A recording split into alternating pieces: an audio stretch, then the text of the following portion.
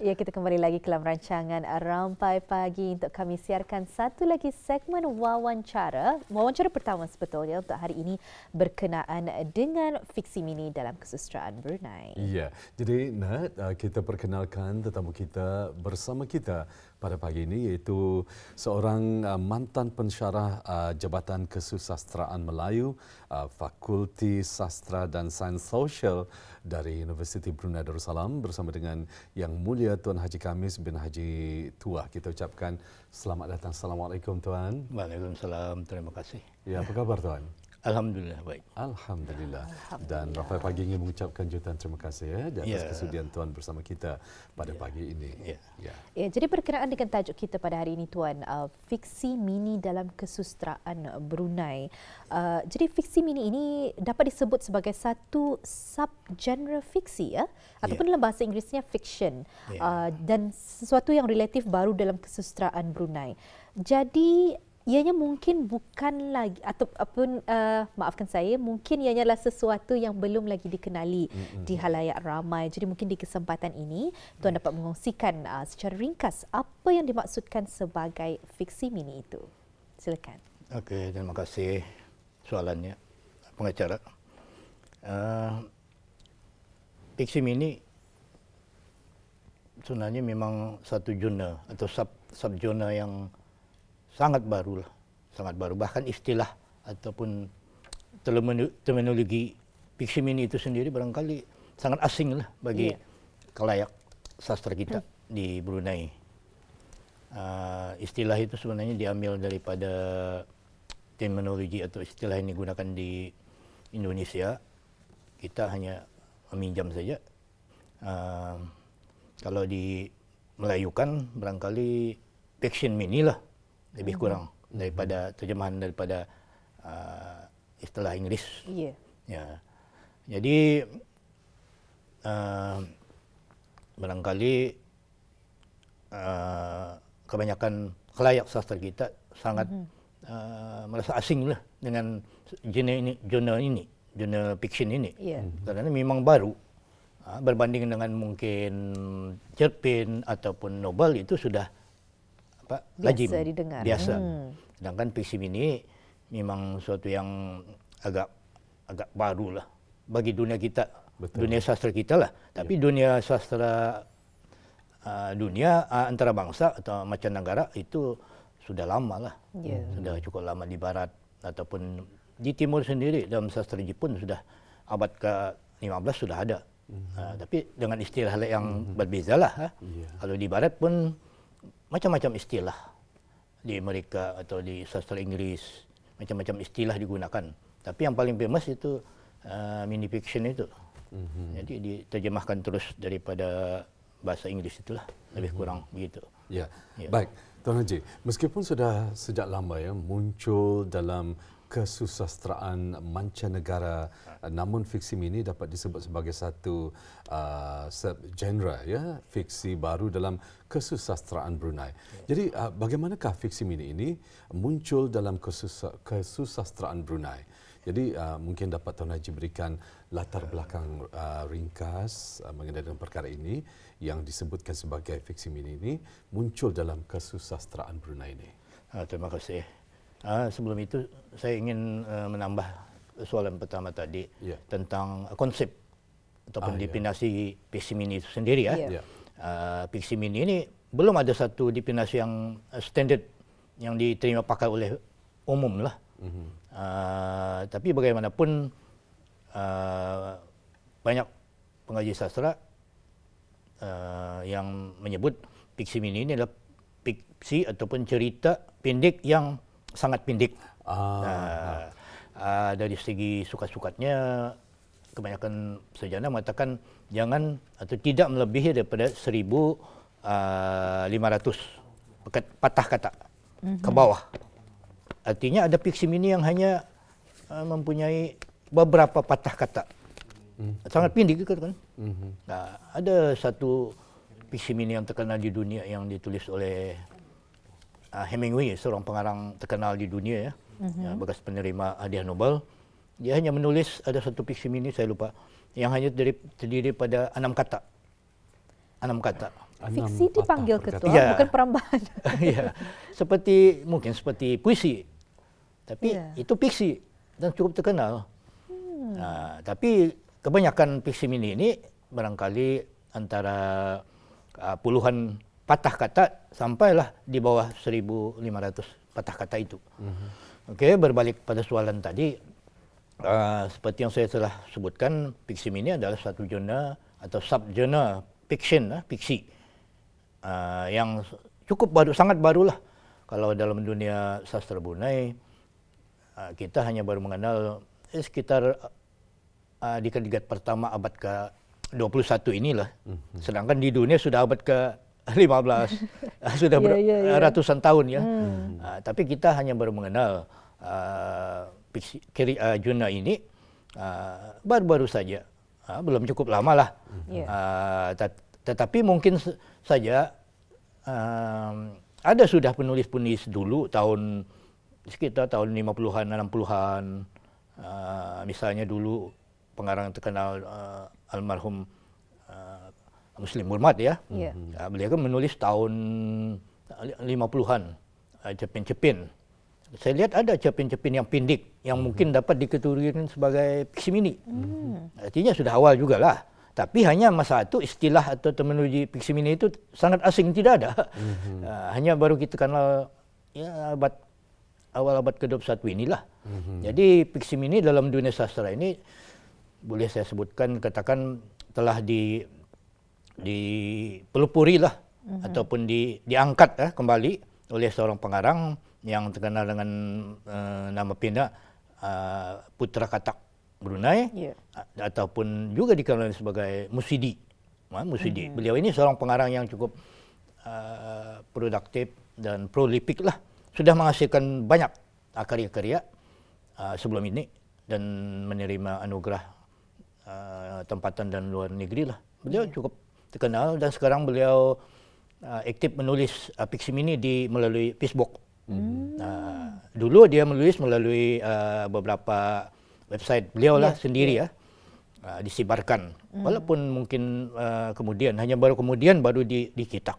Ya, sebagai contoh inilah yang asalnya ini di Facebook ya, tapi dikumpulkan. Beliau tulis ini dalam masa 1 tahun, 365 hari itu artinya setiap hari satu fiksi ditulis.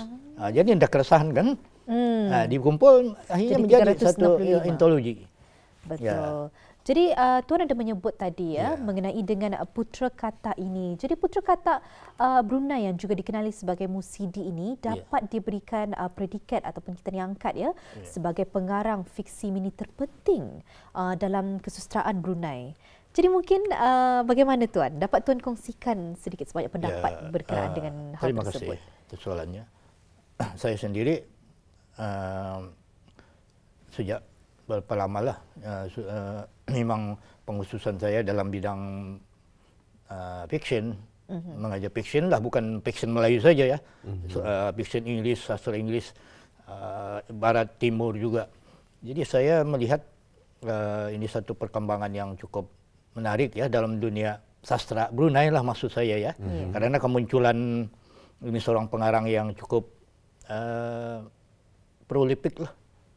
Tidak pernah berhenti menulis sejak dulu sampai sekarang. Beliau setakat ini sudah menghasilkan paling tidak 3 antologi. Salah satunya pernah diterbitkan di Indonesia juga. Dan di Indonesia kan ada teman di sana lah yang translate ke bahasa Indonesia. Tapi di negeri kita dalam bahasa ada pernah menerbitkan satu antologi beliau, kemudian ada satu antologi yang diterbitkan oleh beliau sendiri untuk koleksi pribadi, tapi dijual lah. Jadi dari sekian banyak pengarang kita, nampaknya Musidi ini sejak awal tahun 2000-an ya. Tahun 2000-an, tapi sebelum itu beliau menulis juga fiksi. Fiksi, tapi bukan fiksi mini lah. Tapi lepas tahun 2000-an dengan adanya media sosial, misalnya Facebook dan sebagainya itu, beliau menulis fiksi mini, walaupun mungkin makan masa ya. Tapi hasilnya cukup banyak. Sekarang ini ada sudah 3 antologi atau koleksi buku PC Mini. Jadi dari sekian banyak penulis itu hanya beliau saya lihat yang agak produktif dan boleh dikatakan menarik lah. Jadi saya sangat setuju sekali lah kalau beliau ini diangkat sebagai pelopor PC Mini dalam sastra Brunei. Karena sebelum itu belum ada pengarang yang mau mencoba. Tapi soal khalayak mau menerima atau tidak itu bukan soalnya ya. Tapi ini satu yang menarik, satu yang baru lah. Zona yang baru. Kalau kita biasa sudah mengenal cerpen, novel, puisi atau sastra klasik, misalnya gurindam, pantun, itu biasa. Tapi ini PC zona baru ini mungkin boleh dibaca dalam beberapa masa yang pendek saja, memerlukan masa yang panjang. Kalau novel kan agak lama kan, jadi mungkin sesuai juga lah keadaan sekarang yang masa kita terlalu menuntut waktu ya. Iya betul. Ya betul. Itulah lebih kurang. Ya baik. Nanti kita juga akan ingin mengetahui mengenai dengan buku koleksi fiksi mini 1660 ya, yang diterbitkan oleh Dewan Bahasa dan Pustaka Brunei itu sekitar tahun 2018, yang mana ianya memuatkan 101 buah fiksi mini Putra Katak Brunei yang dianggap terpenting. Jadi tuan, apakah antara fiksi mini Putra Katak Brunei yang dimuatkan dalam buku koleksi fiksi mini tersebut, dan apakah pula antara kekuatan, kelebihan ataupun kekuatan fiksi mini Putra Katak Brunei yang dimuatkan dalam buku koleksi fiksi mini tersebut menurut Tuan Haji sendiri? Okay, terima kasih. Fiksi Mini, sebuah buku koleksi fiksi mini namanya Fiksi Mini 1660 ya, yang dihasilkan oleh penulis kita Putra Katak Brunei. Ini diterbitkan oleh Dewan Bahasa dan Pustaka Brunei lah. Jadi kita mengucapkan terima kasih lah kepada Dewan Bahasa karena ikut berperanan lah menerbitkan sebagai satu institusi kerajaan untuk menggalakkan bahasa dan sastra. Jadi satu hal yang membanggakan lah bagi kita. Berbalik kepada kumpulan koleksi fiksi mini 1660 ini mengandungi 1001 fiksi ya, 1001 buah fiksi ya, kalau saya tidak silap. Daripada cerita pertama sampailah ke cerita saya 101 fiksi. Artinya ada 101 fiksi, buah fiksi lah, fiksi mini. Tapi kebanyakan fiksi-fiksi beliau ini rata-rata kurang daripada 1000 patah kata. Kurang. Ada yang beberapa patah kata saja. Ada yang beberapa patah kata, ada yang ratusan patah kata, tapi tidak melebihi 1000. Dia sendiri mengatakan dalam antologi itu, dia menyebutkanlah bahawa fiksi mini ini hanya untuk senaman mental katanya, untuk dibaca, untuk begitu istilah beliau lah. Jadi dalam koleksi buku fiksi mini ini ada banyak, ada 101 buah fiksi mini dan kebanyakannya cukup menarik lah. Cukup menarik untuk dibaca dan ada keunikan lah, beberapa kelebihan ya. Tapi sebagai hasil performance pengarangnya tentu ada juga kelemahan-kelemahan ya. Tidak ada karya sastra yang perfect. Mesti ada kelemahan dan kekurangan. Itu sebab ada satu bidang lagi namanya kritikan sastra. Kritik sastra itu untuk menunjukkan kelemahan agar dapat dibaiki.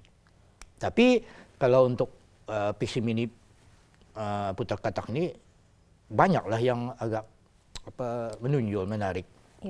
Satu daripadanya ialah memperlihatkan satu keunikan Keunikan fiction ya, keunikan fiction, terutama fiksi mini, kita dapat melihat kelebihan Musyidi ya sebagai pengarang yang banyak menghasilkan karya yang boleh dikatakan ala absurd, Karya-karya beliau yang terdahulu pun kira-kira seperti ala absurd, bukan yang total absurd ya, tapi seperti karya-karya absurd lah. Karya-karya absurd ini misalnya ya, antara yang menonjol watak terdiri daripada orang-orang biasa. Nah, kan fiction itu mesti ada watak, latar, plot, cerita. Jadi unsur-unsur fiksi ini sama juga macam novel, macam cerpen, tapi kelainannya dia sangat pendek. Jadi kelebihan fiksi mini Musyidi ini, salah satulah daripadanya watak. Wataknya manusia biasa, tetapi berperangai, bertingkah laku yang tidak biasa. Orang biasa wataknya, tapi perangainya luar biasa, tidak masuk akal, tidak biasalah. Unik lah. Ya unik, ya unik, sehingga menimbulkan aneh ya, tapi lucu, aneh lucu. Banyak rasanya kali, banyak hasilnya daripada penulisan tersebut. Iya. Aneh jua, lucu jadinya. Karena tidak banyak penulis di Brunei yang saya pernah kaji yang menulis yang lucu aneh itu. Yang absurd ada, yang aneh-aneh tapi tidak lucu. Kepelbagaian elemen dalam satu tulisan kan? Ya. Itu watak lah, dari segi watak. Kalau dari segi kejadian pun kejadian aneh yang tidak masuk akal. Saya bagi contoh misalnya cerpen beliau ini cerita ke-77, Perempuan Songsang tajuknya. Ini menceritakan seorang perempuan songsang melakukan senaman dengan berlari-lari anak ke belakang. Dia melakukan senaman yang tidak lazim dan tidak biasa untuk mengundur masa. Itu suatu yang aneh ya. Adakah kita biasa melihat orang bersenam ataupun berjoging ke belakang? Itu kan suatu yang ini aneh ya. Tapi dia manusia biasa, orang biasa. Itu sebagai cuma contoh. Melakukan perkara yang aneh. Ya, yang tidak biasa. Tapi orang biasa, bukan orang gila, bukan orang sinting. Ya orang biasa, ya orang normal lah. Tapi melakukan yang aneh-aneh. Jadi semua unsur dua itu tadi saya katakan yang menyebabkan satu lucu dan aneh. Sehingga saya sebut tadi ala absurd. Absurd ni yang aneh-aneh, tidak masuk akal. Macam drama absurd. Ya. Fiction absurd ada juga. Ya. Jadi saya pikir Musyidi agak kreatif lah. Dia menciptakan, memadukan dua itu. Lucu dengan aneh itu. Kalau yang hal aneh-aneh saja itu banyak sudah ditulis. Betul. Ya banyak pengarang-pengarang lain lah yang betul. Tapi kelebihannya dia lucu itu. Itu antara kelebihan karya-karya fiksi mini Putra Katak inilah, mengikut saya lah ya, sekurang-kurangnya begitu. Amat menarik sekali perkongsian Tuan mengenai dengan penulisan Putra Katak ini. Tapi timbul je satu persoalan. Kalau sekiranya fiksi mini itu dikarang sebegitu, macam katanya ada perempuan berlari ke belakang untuk mengundur masa. Dalam kesusastraan Brunei, adakah fiksi mini itu mempunyai metaforanya tersendiri? Adakah semata-mata tujuannya itu lucu sahaja? Ataupun sebenarnya ada metaforanya? Bermaksud perempuan itu melakukan kepelbagaian hal yang mengundur masa ke belakang atau bagaimana? Atau adakah sebenarnya hakikat? Ada makna tersirat sebenarnya di sana? Terima kasih soalannya. Setiap karya sastra sebenarnya ada mau mengemukakan sesuatu kan yang kita sebut kadang-kadang sebagai tema, ataupun disebut juga kadang-kadang moral. Apa moral cerita ini ya? Itu tadi moral cerita Perempuan Songsang itu apa? Tentu ada sesuatu lah yang mau Putra Katak sampaikan kepada kalian membaca. Tapi karya sastra kan tidak langsung, indirect dia menyampaikan. Kadang-kadang lawan daripada apa yang ceritakan itu. Atau kadang-kadang di sebaliknya ya. Artinya karya sastra kita terpaksa berpikir dengan kadang-kadang cukup lama ya untuk memahami. Karena setiap kata, setiap watak atau apa saja yang unsur itu adalah lambang-lambang simbol, termasuk metafora tadi. Ya, ada makna. Kita yang membuat kesimpulan. Jadi pengarang tidak akan memberitahu lah. Kita sendiri. Terpulanglah apa kesimpulan kita. Apa moral cerita daripada di sebalik cerita itu. Terpulang kepada pembaca sebenarnya. Iya, terpulang. Tafsiran pembaca. Amat menarik sekali. Jadi sebelum kita menutup tirai pertemuan kita pada hari ini, Tuan, mungkin dapat dikongsikan posisi ataupun kedudukan fiksi mini ini sebagai subgenre fiksi dalam kesusastraan Brunei pada masa kini dan mendatang. Jadi secara ringkas mungkin Tuan dapat memberikan pendapat sedikit sebanyak mengenainya. Silakan. Terima kasih. Saya sebagai pengamat, pemerhati lah, peminat sastra ya, sangat gembiralah karena ada perkembangan baru ya dalam sastra kita karena munculnya genre fiksi mini ini. Jadi saya pikir pada masa ini akan datang genre ini akan semakin dikenali, semakin berkembang, semakin banyaklah karya-karya fiksi mini dihasilkan. Baru-baru ini saya tahu pihak Dewan Bahasa juga ada mengadakan bengkel penulisan fiksi mini. Jadi ini satu usaha untuk mengembangkan fiksi mini ini sebagai satu genre. Jadi kita merasa juga mungkin kita merasa tidak malu lah karena sastra kita juga punya karya-karya yang disebut fiksi mini itu. Kalau sastra dunia punya, kita juga punya. Cuma belum saatnya untuk diperkenalkan. Kita walaupun agak terlambat, tapi ya sekurang-kurang kita sudah punya lah dan mau memperkenalkan, mau diperkembangkan. Nanti satu masa mungkin ya kita juga mungkin setingkat lah dengan sastra karya-karya fiksi mini luar negeri begitu. Jadi saya mengharap agar zona ini akan dikembangkan lah, bukan saja oleh pengarang, termasuk juga misalnya Dewan Bahasa memberikan gerakan ya, macam bengkel tadi.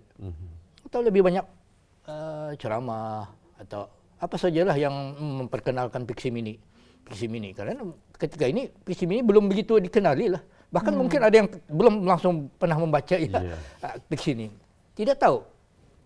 Mungkin mereka tahu fiksi mini fiksi yang pendek. Nah, tapi macam mana? Itu yang saya menurut pendapat saya lah. Baik, terima kasih Tuan ya di atas penjelasannya. Itulah sedikit sebanyak berkenaan dengan tajuk kita pada hari ini, fiksi mini dalam kesusastraan Brunei. Amat menarik sekali. Kami di Rampai Pagi tidak lupa ya Tuan. Ingin mengucapkan ribuan terima kasih di atas kesudian Tuan berkelapangan untuk datang ke studio membincangkan mengenai tajuk kita pada hari ini. InsyaAllah mungkin kita akan bersama lagi dengan lain kesempatan, mungkin dengan topik yang lainnya pula. Mungkin dengan penulisan putra kata atau bagaimana mungkin nanti insya-Allah. Terima kasih Tuan. Ya, saya pun mengucapkan terima kasih. Ya, assalamualaikum. Waalaikumsalam warahmatullahi wabarakatuh.